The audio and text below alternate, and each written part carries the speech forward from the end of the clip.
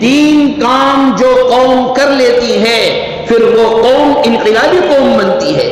ہم تو ایک انقلابی قوم کے افراد ہیں، خالی باتیں کرنے والے نہیں ہیں، خالی راتوں کو زندہ کر کے اور 2-2 بجے 3-3 بجے رات تک بیٹھکوں پر چوراہوں پر اور چوکیوں پر ہوٹلوں پر اور ادھر ادھر چوراہوں پر اور مارکیٹوں میں اور ریلوے اسٹیشن کو آباد کر کے اور جوؤں اور سٹوں کی جگہوں پر جا کر کے انقلاب نہیں آیا کرتے ہیں۔ یاد رکھیے، انقلاب کے لیے سب سے پہلا کام امت اپنے اندر وحدت پیدا کرے۔ نبی علیہ السلام نے اس امت کے پوری امت کو جسد واحد سے تعبیر کیا ہے۔ آخر کیا وجہ ہے کہ درد پیر میں ہو رہا ہے لیکن اس کے ساتھ میں غم میں آنکھ بھی آنسو بہا کر کے شریک ہو رہی ہے، درد ہاتھ میں ہو رہا ہے لیکن رات بھر نیند پورے بدن کو نہیں آ رہی ہے، زخم ہاتھ میں لگا ہوا ہے لیکن کیا وجہ ہے کہ انجیکشن کاندھے پر انجیکشن پیچھے لگایا جا رہا ہے، گولیاں منہ کے ذریعے سے کھائی جا رہی ہے۔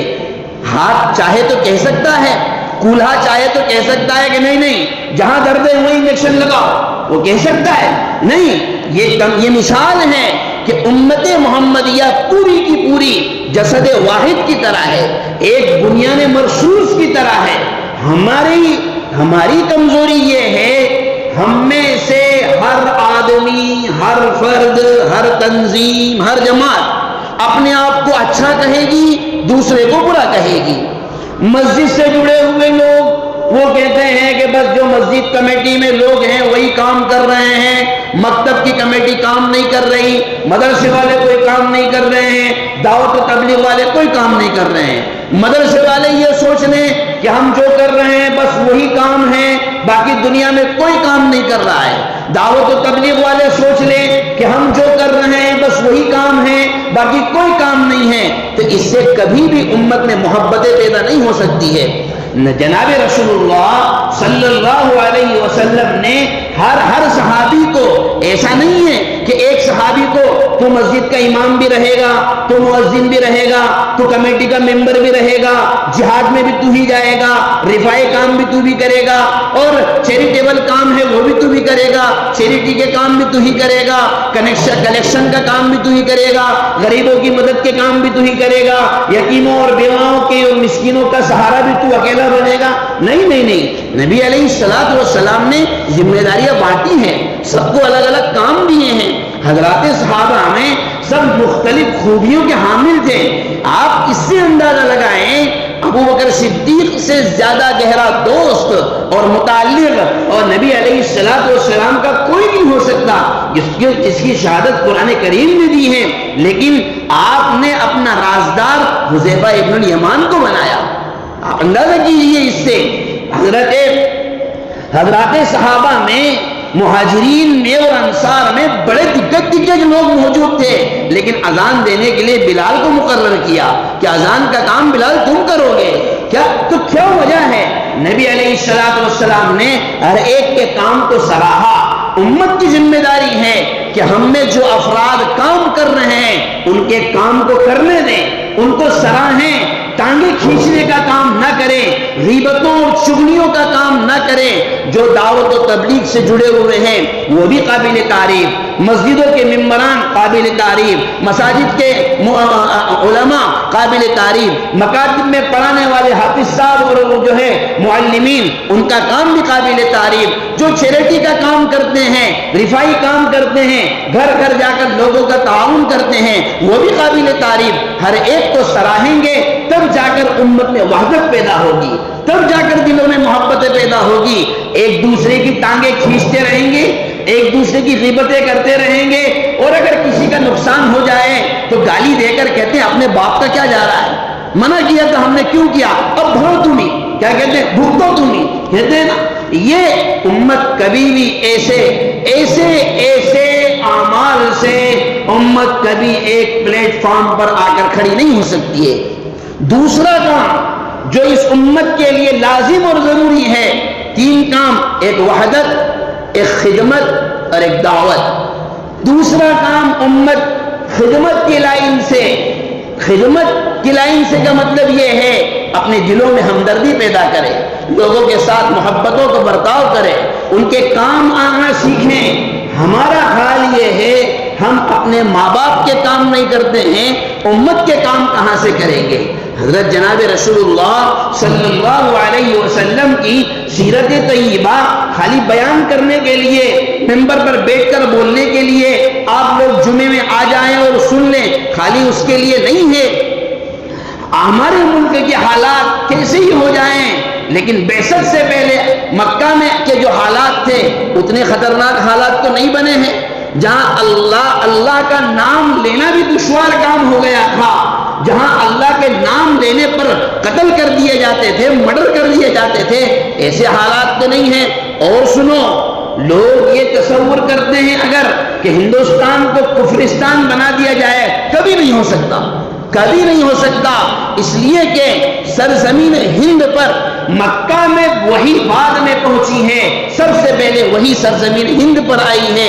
حضرت آدم علیہ السلام کا نزول اس زمین مقدس پر ہوا ہے، اس کو کفرستان بنا دیا جا سکتا ہے؟ حضرت آدم علیہ السلام نے یہاں سے چل کر کے پیدل حج کیے ہیں، فرشتوں کا آنا، رحمتوں کا نزول، تو یہ کئی خوبیوں کا حامل ہے۔ آپ لوگ کہہ دیتے ہیں کہ ہم کفرستان بنا دیں گے، آپ ان کی باتوں پر یقین کر لیتے ہیں کہ پتہ نہیں کیا ہوگا، کچھ نہیں ہوگا، جب تک کہ حضرت جناب محمد رسول اللہ صلی اللہ علیہ وسلم کی اخلاقیات اور سیرت کے وہ پہلو۔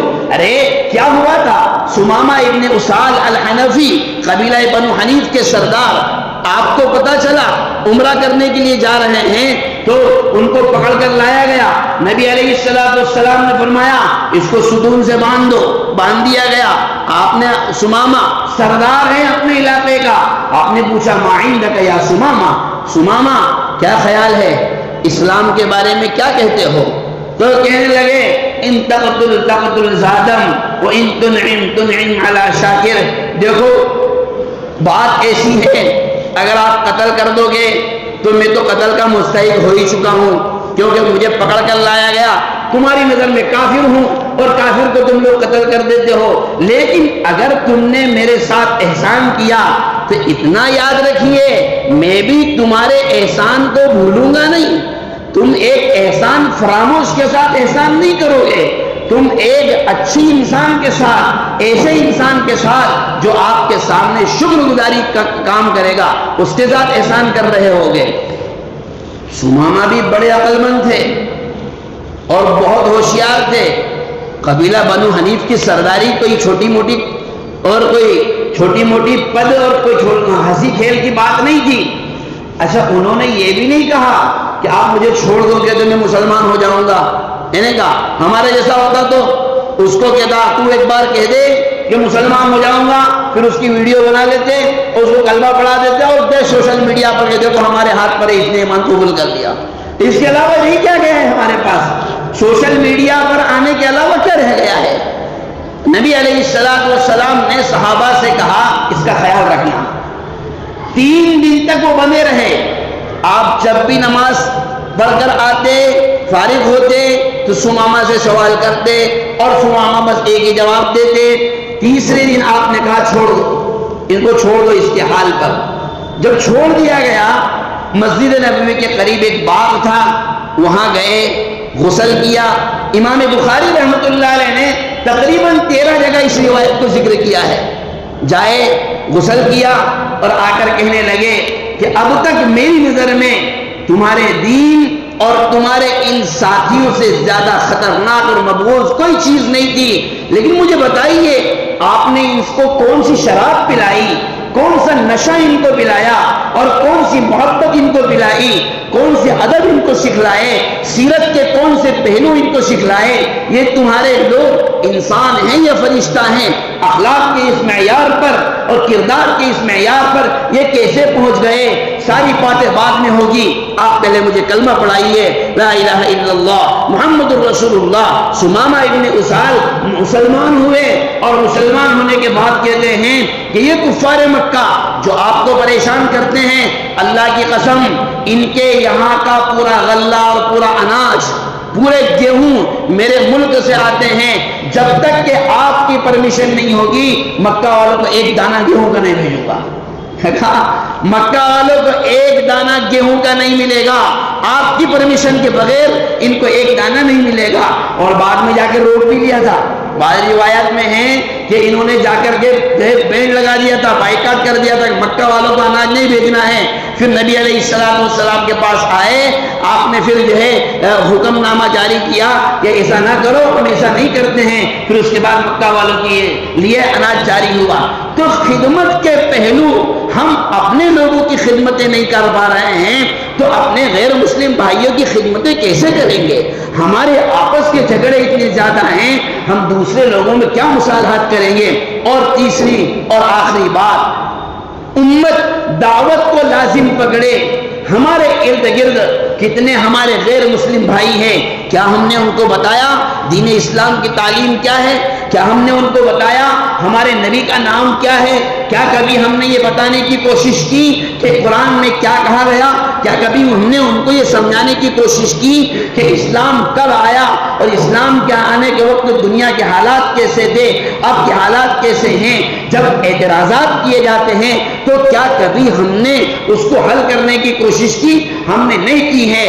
یاد رکھیے، ہمارا ہر عمل، ہمارا کردار، ہماری زندگی کا ہر پہلو دعوت ہونا چاہیے، جس سے یہ ٹپکے کہ یہ حضرت محمد مصطفیٰ صلی اللہ علیہ وسلم کے ماننے والے ہیں۔ ماضی قریب ہی کا واقعہ ہے، ایک بزرگ اللہ والے ٹرین میں سفر کر رہے تھے، اسی ٹرین میں، اسی کمپاؤنڈ میں سادھوؤں کی ایک بڑی جماعت بھی تھی۔ ان میں جو لوگ بیٹھنا تھا بیٹھ گئے۔ ایک سادھو جو ٹھنڈ تھی، ٹھنڈ کی وجہ سے وہ تھوڑا سا کپکپا بھی رہے تھے، ان کا ریزرویشن کنفرم نہیں تھا، وہ نیچے بیٹھے ہوئے تھے۔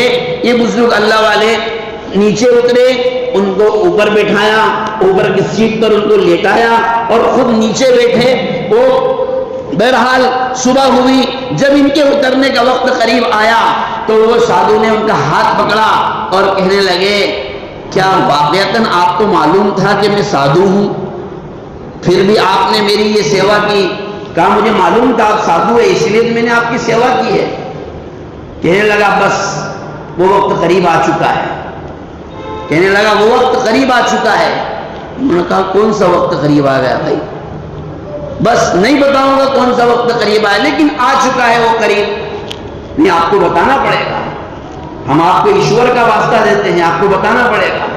آپ نے کیوں کہا؟ کہا آپ نے رات میں جو میرے ساتھ رویہ اختیار کیا اور رات میں جو میری سیوا کی ہے اور جو میری خدمت کی ہے، ہماری کتابوں میں لکھا ہوا ہے، ہمارے ویدوں میں لکھا ہوا ہے، اسی ملک کے بارے میں لکھا ہوا ہے کہ ایک زمانہ آئے گا کہ مسلمان اپنے غیر مسلم بھائیوں کی سیواؤں اور ان کی خدمتوں کے ذریعے سے، اپنے اخلاق کے ذریعے سے ان کے سامنے اپنا دین پیش کریں گے اور پھر وہ اقتدار میں آئیں گے اور پھر حکومت کی باغ ڈور اور پھر ایک مرتبہ اسلامی سرمایہ اور اسلام کی سربلندی ہوگی۔ تو کہنے لگا مجھے ایسا لگتا ہے کہ اب وہ وقت آ چکا ہے، اس لیے کہ میں اس ملک میں آپ جیسے لوگ دیکھ رہا ہوں جو اپنے اخلاق کے ذریعے سے دعوت کے پہلو کو لوگوں کے سامنے پیش کرتے ہیں۔ تو یہ ہماری ذمہ داری ہے، وحدت، خدمت اور دعوت، ان تینوں چیزوں کو ہم لازم پکڑیں گے۔ اللہ تبارک و تعالی اس امت کے حال پر رحم فرمائے، اللہ ہم سب کو صحیح سمجھ عطا فرمائے۔